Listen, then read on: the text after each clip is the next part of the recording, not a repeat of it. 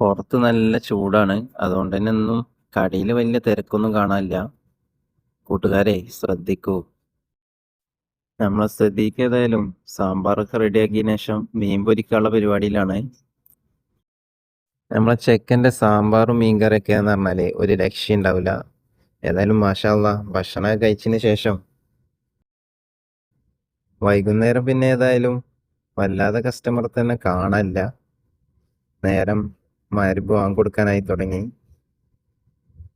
പിന്നെ ഏതായാലും നിസ്കാരം കഴിഞ്ഞ് വന്നതിന് ശേഷം നമ്മളെ ബായിന്റെ ഉള്ളിവടയാണ് ഇന്നത്തെ പരിപാടി. ഇന്ന് വലിയ തിരക്കൊന്നും ഇല്ലാത്തതുകൊണ്ടാണ് ബായിന്റെ ഉള്ളിവടയൊക്കെ ഉണ്ടാക്കണത്. അല്ലെങ്കിൽ അതിനൊന്നും നേരം കിട്ടൂല. ചായയൊക്കെ കുടിച്ചതിന് ശേഷം നമ്മളെ പ്ലാസ്റ്റിക് സാധനങ്ങളൊക്കെ ആയിട്ട് ചെക്കന്മാരെത്തിയിട്ടുണ്ട്. സാധനങ്ങളൊക്കെ ഇറക്കി വെച്ചതിന് ശേഷം ഓൽക്ക് ഏതായാലും കുറച്ച് ഭക്ഷണമൊക്കെ വേണമെന്ന് പറഞ്ഞപ്പോൾ അതൊക്കെ റെഡിയാക്കി കൊടുത്തു. പിന്നെ ഇന്നിപ്പോൾ നമ്മളെ വള്ളക്കാരൻ ചെക്കന്മാരൊക്കെ എത്തിയിട്ടുണ്ട്. ഇന്ന് മൗലിദിന് ചീരിന് നമ്മളെ കുഞ്ഞാനുവിന്റെ വകയാണ്. അപ്പോൾ ഓന് ബക്കാലയിൽ പോയിട്ട് സാധനങ്ങളൊക്കെ ആയിട്ട് എത്തിയിട്ടുണ്ട്. പായസം ഉണ്ടാക്കാനുള്ള പരിപാടിയിലാണ്. അങ്ങനെ രാത്രി കട അടച്ചതിന് ശേഷം മൗലൂദൊക്കെ ഓതിയിട്ട് പായസം കുടിച്ചിട്ട് ഞങ്ങൾ നടക്കാൻ പോയി. അപ്പം ഇന്നത്തെ വിശേഷം എന്തൊക്കെയാണ്? Okay, bye bye.